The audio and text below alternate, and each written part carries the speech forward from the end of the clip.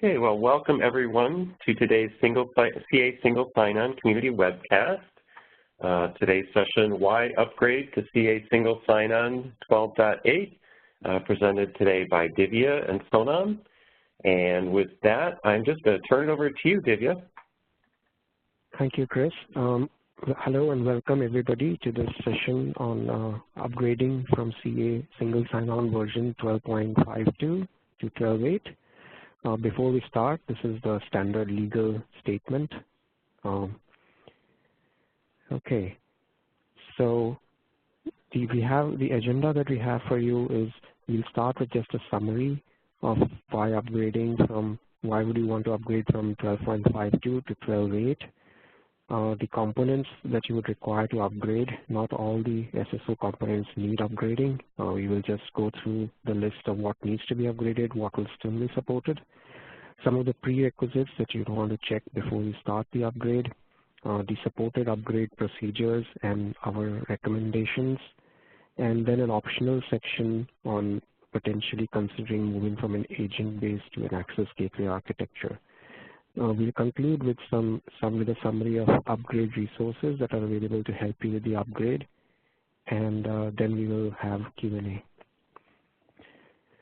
Okay, so why would you want to upgrade from 12.5 to 12.8? So 12.52 is a 4 or 5 year old release now. So there are many new features and enhancements that we will go through in a summary in a subsequent slide. So upgrading from 12.52 to 12.8 will provide you with many new features and performance enhancements and bug fixes. There's definitely a support lifecycle consideration here because version 12.52 has less than 6 months remaining in its support lifecycle. So this is definitely, if you have not already considered start planning your upgrade from a lifecycle standpoint, is something that we would definitely recommend you to do so quickly. There are all the cumulative bug fixes as well as features that we will go through that from 12.52 comes over to 12.8. Platform updates. So 12.52, as I mentioned, is a very old release and was certified with older versions of databases and LDAP providers and other integrations. So to get updates to more modern versions of those software, you would want to upgrade to 12.8. So let's look at some of the new features that we have developed over the years since 12.52. So one of the key new features that we have added is OpenID Connect support. So 12.52 only had SAML 2.0 for federation, but we have had significant enhancements in OpenID Connect in the following releases starting from 12.7. So 12.8 is certified as an OpenID Connect provider. This is actually official on the OpenID Connect Foundation website. So you can secure your modern web-based and client-side browser apps with a modern OIDC protocol. So that is something that we're seeing a lot of the new greenfield applications. Customers are preferring to use OIDC over SAML 2.0. So if you upgrade to 12.8, you're going to be having support for several of the flows that OpenID Connect supports. We added a JSON web authentication scheme, which allows you to SSO to accept JSON web tokens for authentication and then use that for authorization. So CSSO can act as an OpenID Connect resource server in this architecture. And so if you have CA API management, then SSO can accept a JSON web token from CA API management or from another third-party OIDC provider. So that's another much requested feature from our customer base that we have in 12.8. We also added REST APIs for administration operations. So this allows you to have a headless administration server. So you can now create, modify policies or SAML federation partnerships programmatically from your applications or GUI. So this is another evolution towards a more modern architecture ability to programmatically invoke admin operations over REST. One of the most requested features was IWA integrated Windows authentication fallback to forms-based authentication. So that improves the end-user authentication experience on Windows clients. This was first introduced in 12.7, but it is carried, of course, 12.8 also gets it. So this is another feature that if you rely on IWA, that you want to get to 12.8 to get the benefits of it. And there are certain usability enhancements to SAML 2.0 Federation, which eliminates the need to coordinate system-wide updates of signing and verification certificates simultaneously. We have done several performance improvements in the UI and in other areas, which will improve the user experience and reduce your infrastructure costs.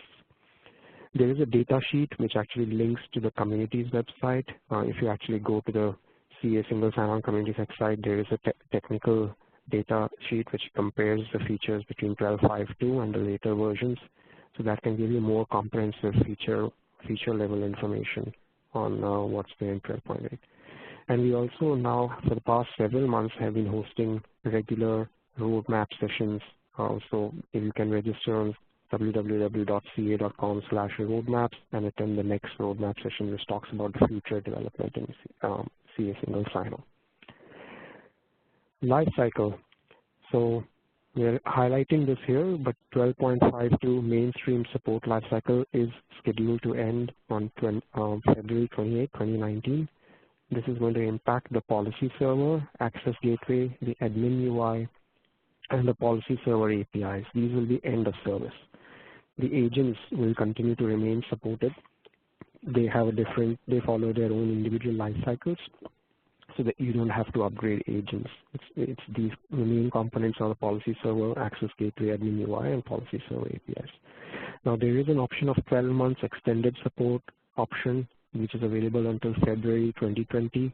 And you can certainly reach out to the support team and inquire about this option, or your account manager if you're not in a position to complete your upgrade by the end of February. But that does have an additional cost in addition to maintenance. So our suggestion would be to avoid the additional cost of extended support. If you can upgrade to 12.8, then you will not only save that, but you will also get the newer features that we talked about. So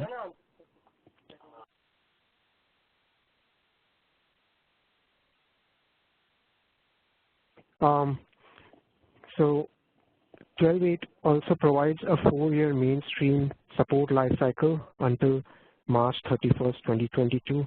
So if you were to upgrade to 12.8, then that's going to give you a new 4-year lifecycle.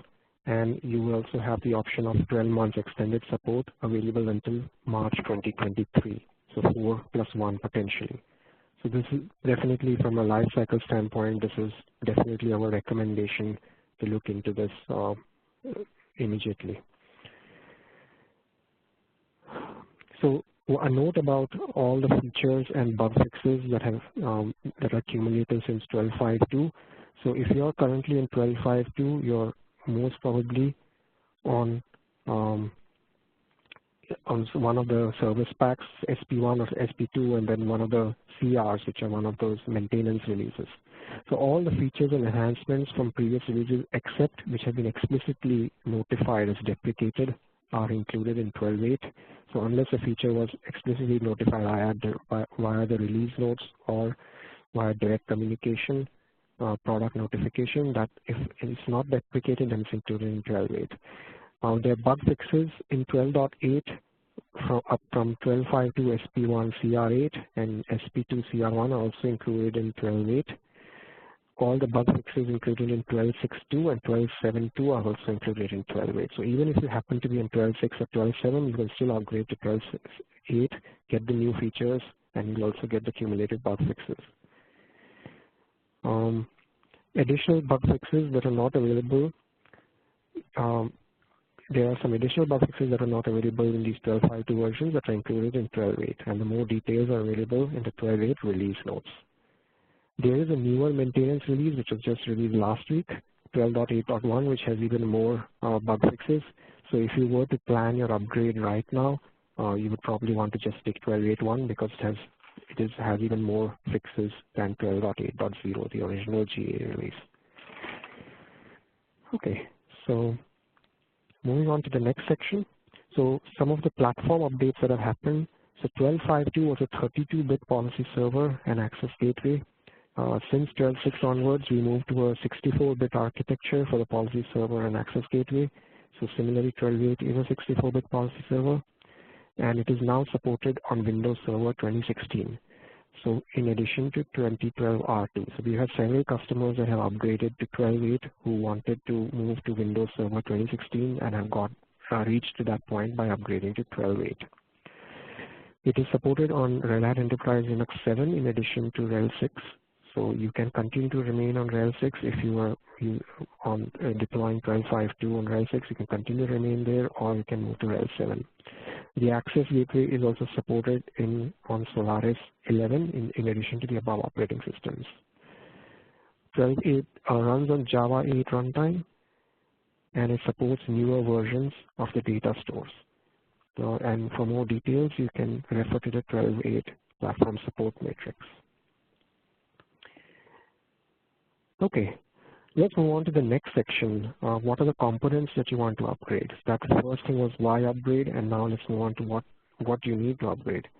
So the first thing that we want to emphasize is that agents do not have to be upgraded regardless of the release version. If the end of service for a specific agent and version has not been announced, that is still supported. So if you have applications that are using web agents, and that web agent is say on any 12.x version that has not been announced as end of service, you need not need to upgrade those agents. You just need to focus on the server-side components. But it is however mandatory to upgrade the policy server, policy store, admin UI, and access gateway, as we mentioned before. Some of the optional components to upgrade: if you are using the web agent option pack for federation, we would suggest migrating to 12.8 access gateway instead.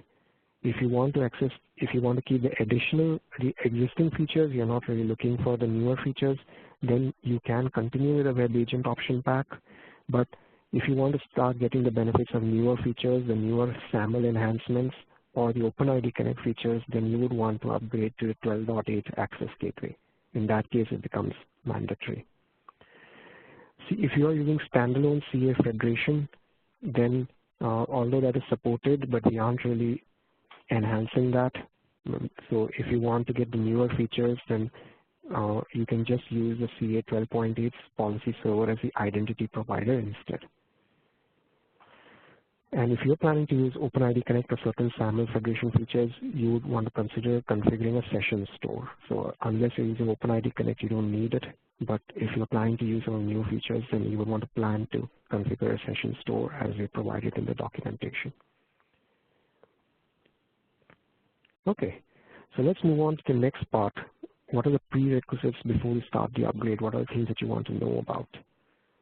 The first thing that you want to be sure of is that over the years, you don't have policy data store integrity errors.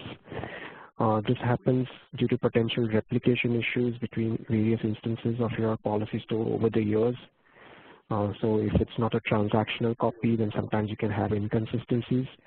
So the product documentation gives you good information on how to perform the store validation.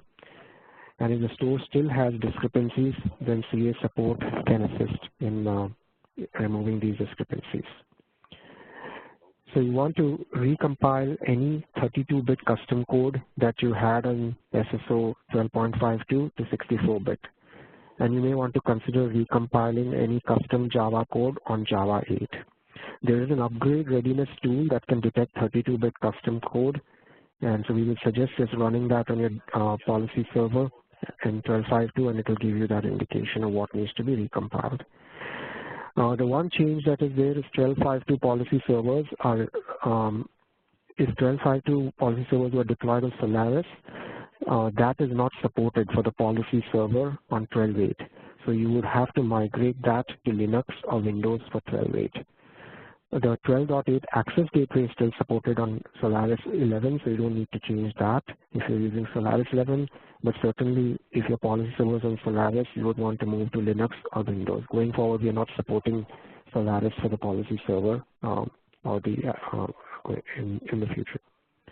If you're using a global delivery package work product, PWT, you will need to get a newer version of the PWP because the certification needs to be updated for the newer version.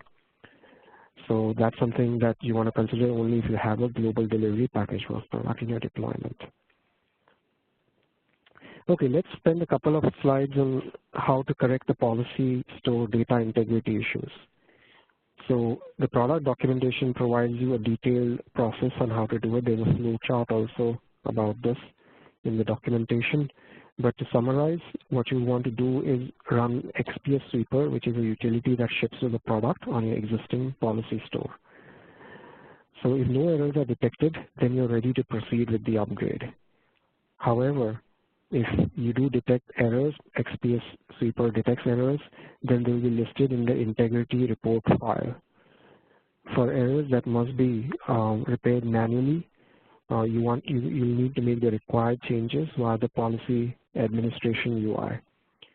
But the ones that can be resolved automatically, you can do so by running XPS import in the chain set mode on the policy store. So you definitely want to do this before you proceed with the upgrade. Once you have resolved these errors, you rerun XPS Sweeper on the corrected store to confirm that no integrity errors remain. And if the integrity errors are still remaining, you just repeat this loop. Where you run it, see what are the remaining errors, fix it either automatically running XPS import in chain set mode or manually by making the required changes on the admin user interface. Okay. So now having seen the prerequisites, let's look at some of the supported upgrade procedures.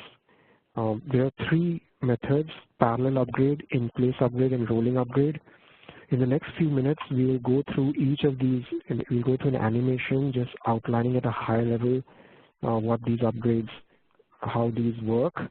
And then we will contrast the three approaches and what are the pros and cons of each upgrade to help you make an informed decision based on your deployment and scenario and which upgrade path to choose. So the first one is parallel process, the parallel upgrade, and here we show like a 12.52 deployment with a 12.52 policy store, policy servers, and admin UI, and you have 12.52 agents potentially. You can even have older agents as long as they are supported. So before the upgrade, the first thing that you do is create a new policy store, a new copy, by making a copy of the existing store and upgrading to 12.8 via the XPS DD install. That's what you want to do after you have corrected the policy store integrity issues. Then you can start up your new policy servers on this environment, a new 12.8 environment, and you can have a new version, a parallel version, and then you can gradually migrate your applications from the old to the new one. So in this scenario, you have some of the agents now talking to the 12.8 policy server, some of them on 12.52. And then when you have migrated all your applications to use the 12.8 deployment, then you can just deprovision the 12.52 version of the deployment, and you have moved completely to 12.8. That's parallel upgrade. In-place upgrade, this is a little bit, we'll talk about the scenarios in which this is feasible. In-place upgrade, what you do is, so in this example, before the upgrade, everything is on 12.52. So the first thing you do is you can just, using the installer, you can do an in-place upgrade of the 12.8 to the 12.8 policy server and recompile custom code to 64-bit. But you're still talking to the 12.52 policy server. So you can set what is known as compatibility mode, in which a newer version of this policy server can still talk to the older version of the policy store. And so in this scenario, you are able to use the existing 12.52 features, but having the policy store on 12.8. Then you can do the same thing for the second one, do an in-place upgrade using the installer, run both of them in compatibility mode. So at this point, you upgraded your policy servers to 12.8, but you are on a 12.52 policy store. At this point, you can still continue making changes to the policies. So you have your 12.52 admin UI, and you have a 12.52 policy store. You can continue to change the policies. So you are pretty much operating a production environment, a supported production environment at this time. And then the final step here would be to upgrade the policy store. Once you are satisfied with the environment running, now when you upgrade the policy store to 12.8, it upgrades the schema. And now at this intermediate time, you would not change policies, because now your admin UI and your policy store is at your on different versions. So you would restart the 12.8 policy servers one at a time to use a 12.8 store, and as the final step, you will upgrade to the 12.8 admin UI, after which you are all set. Your upgrade is complete, and you can start. Your in-place upgrade is complete. So there are some limitations. I mean, because it's an in-place upgrade, you really cannot change the operating system that you have, and we will go through that in the comparison that we'll do after we discuss rolling upgrade. But this is the in-place upgrade. If everything else is remaining the same, then you can do this. This is the simplest upgrade. Okay, rolling upgrade. This is a hybrid of the two approaches. And so what you have in the rolling upgrade is, again, you start off with a 12.5.2 deployment. And the first thing that you do is you add another policy server of 12.8 with 64-bit custom code while running it in compatibility mode. So note that you did not create a parallel environment, but you did not just upgrade in place. You can add a new VM. If you have an existing server, you can add a new VM to an existing host and deploy the 12.8 policy server on that, and make it still point as a 12.5.2 policy store in compatibility mode. Then you can deprovision one of the 12.5.2 policy servers. So in a virtualized environment, you added a new VM with this, and you removed one VM with this. After this, you can add another 12.8 policy server and running that in compatibility mode, and deprovision the remaining 12.5.2 policy server. So in this scenario, we see that the admin UI has been disconnected, but actual deployments will typically have some redundancy. You will have the admin UI running on at least 2 nodes. So this is kind of a little bit simplified diagram, but you would have the admin UI still available. So you point at the admin UI to one of the role 12.8 instances, and then as the last step, you upgrade to the 12.8 policy store. Restart the policy servers one by one. So we are pretty much around where we were with the in-place upgrade at this point. And finally, you upgrade the admin UI to the 12.8 policy server. So that completes your rolling upgrade. Okay. So now that you've seen these various upgrade mechanisms, what are some of the questions that you might have, or what are the comparison between the three methods which might help you make a decision? So do you need to provision additional VMs during the upgrade? So for parallel, you're going to have a second parallel environment, so you're going to need more infrastructure. In-place upgrade, you won't need any new infrastructure. In rolling upgrade, you would require at least one new VM during the upgrade that can replace or temporarily augment the existing 12.5.2 instances. So you can add one, then remove one existing one, and continue in that fashion. So at any given point, you would require at least one. You can have more, but at least one. So do I upgrade the policy store before or after the policy server? So in the parallel upgrade, you're going to have to create the second policy store by copying the 12.5.2 policy store and upgrading it to 12.8. That's required before starting the upgrade. Whereas in place and rolling upgrades, the policy store is upgraded after all the policy store servers have been upgraded. Can you roll back the policy? So this is one of the key considerations. Can I roll back the policy servers to 12.5.2 if I find issues with the upgrade? In the parallel upgrade, this is the simplest. You just redirect the traffic to the old 12.5.2 deployment. In place and rolling upgrade, once you have upgraded the policy store to 12.5.2, that instance cannot be rolled back. You would have to revert to a backup of the 12.5.2 policy store. So that's the key part in this. So there will be a little bit more work in rolling back to a backup copy of the 12.5.2 policy store. Can you roll over keys while the upgrade is processed? Now, in parallel upgrade, you can only do that if there's a shared key store between the two deployments. Otherwise, you're going to have to disable key rollover while the upgrade is in process. So oftentimes we recommend in the parallel upgrade to have a separated key store that is shared between the two parallel deployments. In place and rolling upgrade, that's you can consider you can have the rollover keys. Can you achieve zero downtime? Yes, that's possible in all the three approaches. Can you perform updates to policies in the store during the upgrade? So here again, in place and rolling are in better position.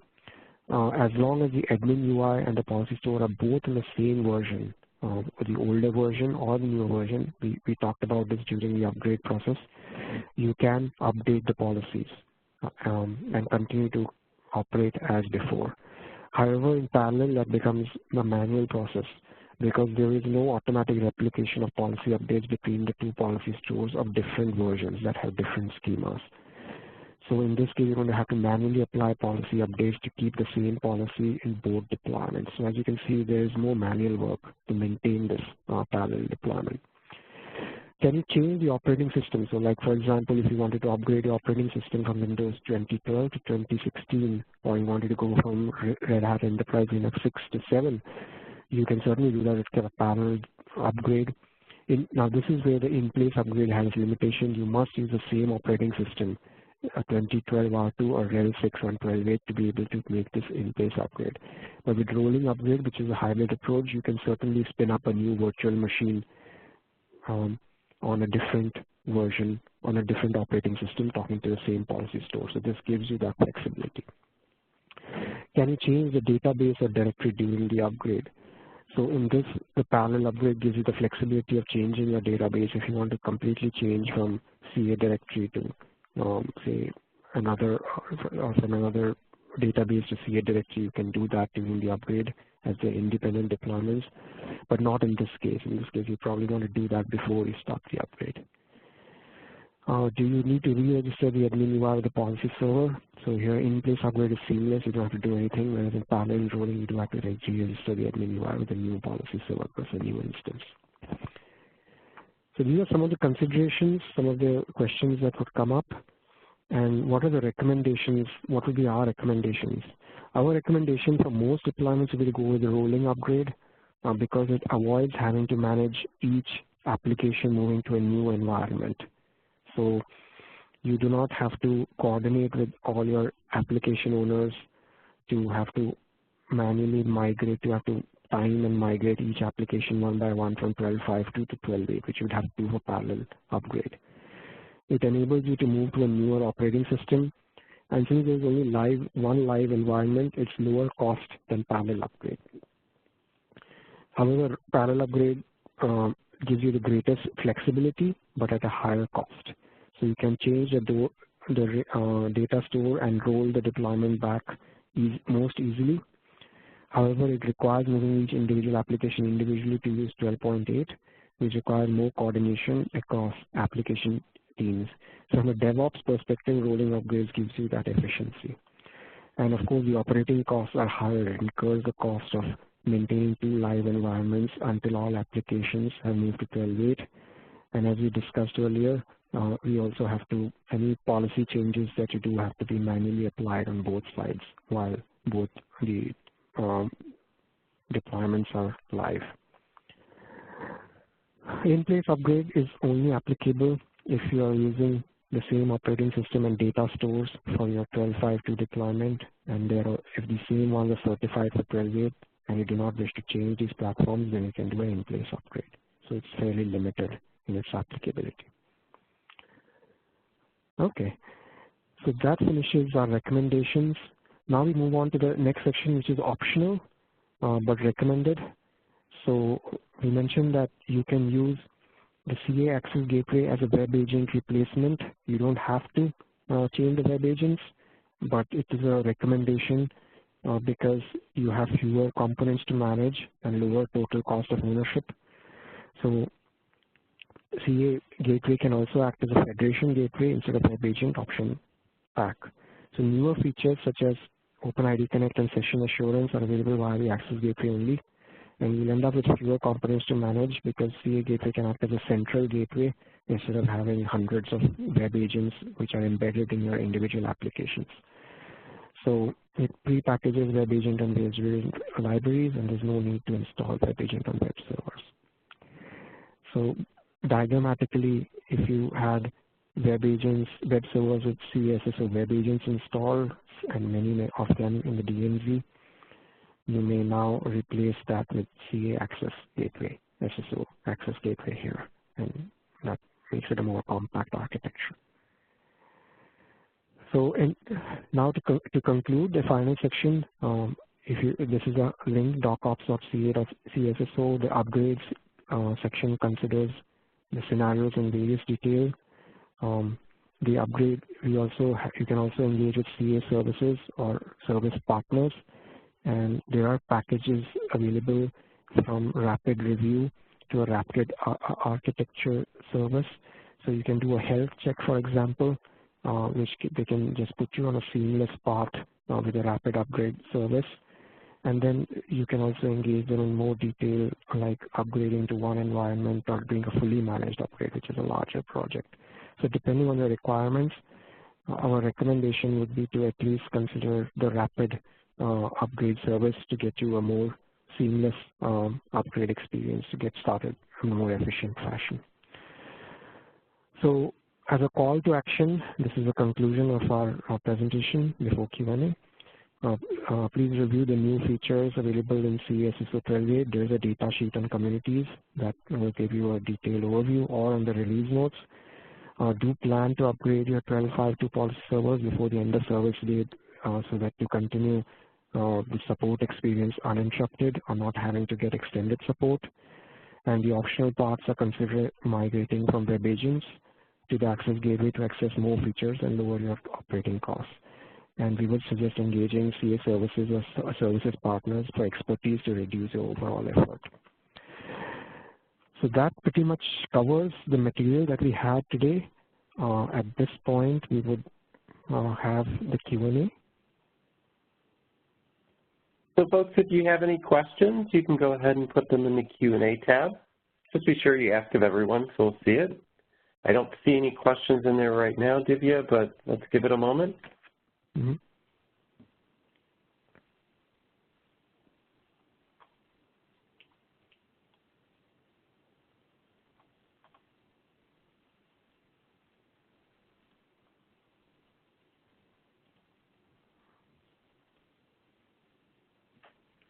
There is a question from Mike about when the presentation will be available to download.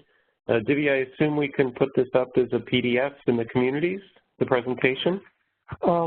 This one is actually available on marketplace.ca.com as a free course also.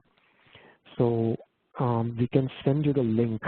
I'm not sure we'll be posting this on communities, but if you're a customer with a support account, then you should be able to, you will have access to this material for free on the CA marketplace, where you access all your courses on the learning portal. Okay. And there is a question here from Badal. Let's see, when will the CA SSO 13.0 version be out? So CA SSO, the next version of CA SSO is currently in active development. We expect a validation tool, a validation build available soon, very soon, within a few days. So if you are not registered yet, I would suggest registering on validate.ca.com under the CA single sign-on project, and you will get notifications on when the new build will be available, the first validation, customer-facing validation build, which has some of the new features in a kind of beta form. So the release is still tentatively, it's still in development, so we aren't able to give you very strong guidance on the release date at this point, but we can definitely share validation builds on which you can give feedback on the community side. Hello. Hi. Hi. I'm sorry, I couldn't type the questions in the chat window, so can I ask you here? Sure, we're actually taking questions in the Q&A, but go ahead and ask your question. Yeah, this is Stephen Gu from IRS. My question is, we are upgrading from 12.7 to 12.8. Do we need to upgrade the policy store in that case? Yes, so if you want to access some of the newer features of 12.8, for example, 12.8 introduced support for the implicit profile in OpenID Connect. If you want to access some of the newer features of 12.8, then you would want to upgrade to 12.8 your policy store to 12.8. With you can continue to run your 12.7 policy servers on the 12.7 policy store, but our recommendation is to get it on 12.8 so that you have a consistent version across all the policy, all the components on the server side. Thank you. Okay, next question from Martin. When will CASSO be, when will CASSO be capable to act as an OpenID Connect replying party client? Relying party. Relying party, sorry. It can act as a resource server right now using the JSON web authentication scheme. I would have to answer that question offline. I'm not able to comment on the relying party aspect of it at this point. If you can reach out to me separately on my email address, I can get some more information offline, but I'm not sure right now about the relying party satellite. It is supported as a resource server for OpenID Connect as of today, and of course as an OpenID Connect provider. Okay. Next question from Wanya. What debug options are available during upgrade? There is logging available. I think that the product documentation does describe all the detailed options. If you go to the upgrade section in the product documentation, the options for you to be able to upgrade, to debug things via logging are definitely would be documented there. Okay. This one's a little tough to read here from Badal, but with the recommendations for using access gateways to use, how to protect the back-end application? We already have firewall and all, but those are secondary in nature. If I understood correctly, I can try to answer it high level right now. For more details, we can answer it offline. But your access gateway would be between your two firewalls in the DMZ, and your backend application will be behind the second firewall. So just like it was done like that. So essentially, your only access gateway is in the DMZ. Your backend application will continue to be behind the second firewall. Okay. I hope I answered that question. If I didn't, this is something that you can definitely ask offline or via a support ticket, and a support engineer can explain it to you. Okay. Next one from Wilfred. It's kind of long. So for rolling upgrade, you recommended upgrading the policy store to 12.8 first, and then upgrade the admin UI. Can we use 12.5.2 admin UI connected to 12.8 policy server running in compatibility mode to update 12.8 policy, I just lost it, policy store? Yeah, so we upgrade the admin UI as the last step and the policy store just before that. I think we covered that in the presentation, that your admin UI and your policy store must be on the same version for you to update the policies. So while you're running, so in the rolling upgrade, when we had the 12.8 policy servers running on the 12.5.2 policy store and the admin UI was on 12.5.2, then you can update the policies. But the moment that you upgrade the policy store to 12.8, then you cannot use a 12.5.2 admin UI to update the policies. You must finish the upgrade to the admin UI to 12.8 as well before you start updating the policies. So both the admin UI and the policy store should be on the same version, either 12.5.2 or 12.8, for you to update the policies. That's the supported configuration. Another question asking for the presentation. I think you already answered that, Divya, but maybe if you could send me the link to that after the call, I'll include that in the email, the thank you email that goes out, so folks have a link to that marketplace that you mentioned. Definitely. Okay. Another question from Sabash. We have some issues in editing partnership option in 12.52 CR07. Did we overcome that in the new version? We would have to look at what the specific issue was and in which version it got fixed. So I would suggest just reaching out to in support, opening a support ticket with this question. Okay. And they can answer it because it will be a very targeted question which I'm not able to cover here at a high level.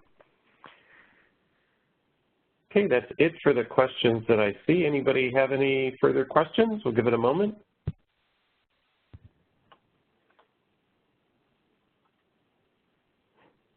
Okay. There's one more question from Gopi. During access gateway upgrade from 12.7 to 12.8, is there any way to identify the custom configuration changes such as the server.config, httpd.config that were done in 12.7 version? It becomes very tricky to manually go through version. Yeah. I would just ask you to ask that question. I'm not sure that there is any, as to the best of my knowledge. So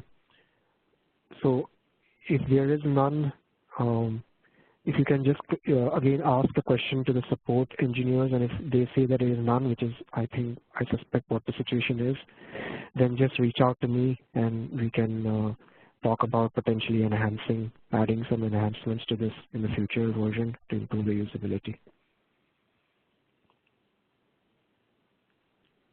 Okay. Any further questions, folks?